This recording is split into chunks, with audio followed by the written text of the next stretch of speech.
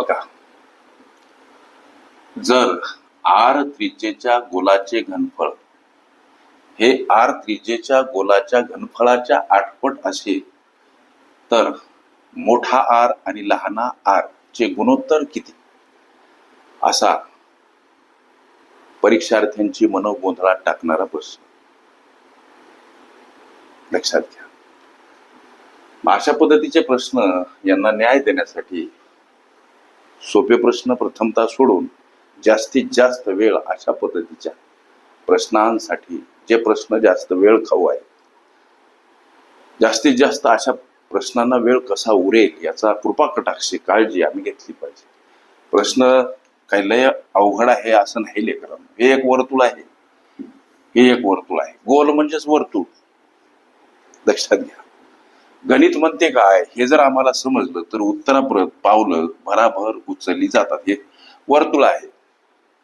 इथं एका वर्तुळाची त्रिज्या मोठा आर, दुसऱ्या वर्तुळाची त्रिज्या लहान आर. जर आर त्रिज्येच्या गोलाचे घनफळ, मग कोणत्या गोलाचं घनफळ, तर कोणता आर, इथं मोठा आर, म्हणजे याचं घनफळ हे आर त्रिज्येच्या गोलाच्या घनफळाच्या 8 पट. म्हणजे ज्या गोलाची त्रिज्या लहान आर आहे या गोलाच्या घनफळाच्या 8 पट या गोलाचं काय आहे, घनफळ आहे. हा प्रश्न आम्हाला समजला पाहिजे लेकरांनो. इथं गोलाचं घनफळ म्हणा किंवा वर्तुळाचं घनफळ म्हणा, या दोन्ही गोष्टी एकच आहे. काढण्यासाठीचं सूत्र 4/3 पाय आर क्यूब. आता हे गणित सोडवायचं कसं साधं आणि सोपं, जास्त न वेळ दवडता. 4/3 पाय आर क्यूब.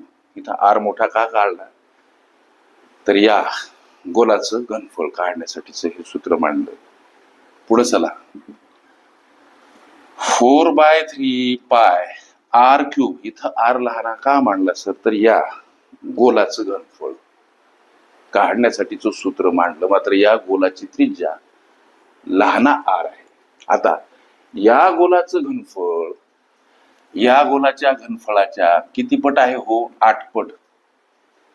कोण्या गोलाच्या, या गोलाच्या. या गोलाचं घनफळ या गोलाच्या घनफळाच्या 8 पट. म्हणून इथं लेकरांनो लक्ष द्या गोष्टी, गुणीला 8 घ्यावे लागतात. पुढे चला सर. एक गोष्ट इथं प्राकर्षानं लक्षात ठेवा. 4/3 पाय इथं सुद्धा आहे, 4/3 पाय इथं सुद्धा आहे. आणि ह्या दोन राशी हे दोन पद परस्परांना भाकील आहे, म्हणून यांची काटाकाटी. सर इथं आर क्यूब आहे, इथं सुद्धा आर क्यूब आहे.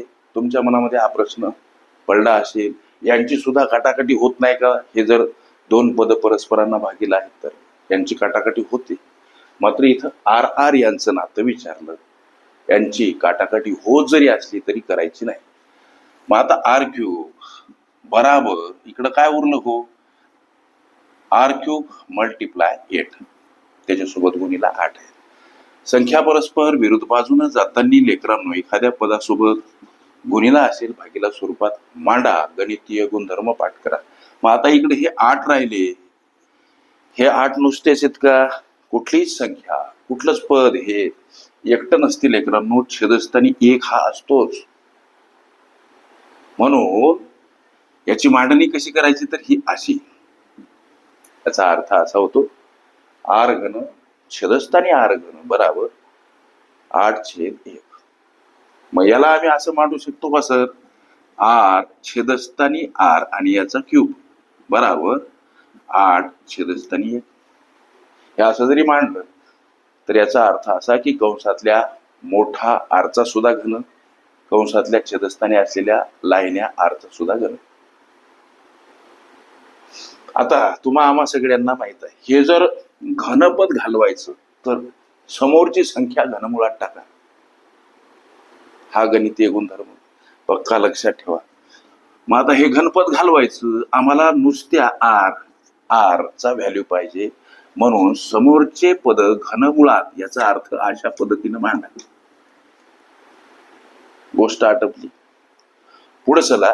आता हे आर आणि हे आर अर्थातच 8 छेदस्थानी 1 यांचं घनमूळ काय? 8चं घनमूळ 2, मात्र 1चं घनमूळ काय? तर 1च. लक्षात घ्या, प्रश्न जो विचारला की आर मोठा आर लहान, तुमच्या प्रश्नाच्या उत्तराकडे पावलं वळती. यांचं नातं काय? जय भवानी जय शिवराय. मग यांचं नातं काय? मोठा आर लहान आर. यांचं गुणोत्तर काय सर? तर 2:1 हे तुमच्या या विचारल्या प्रश्नाचं लेकरांचं उत्तर. ओके.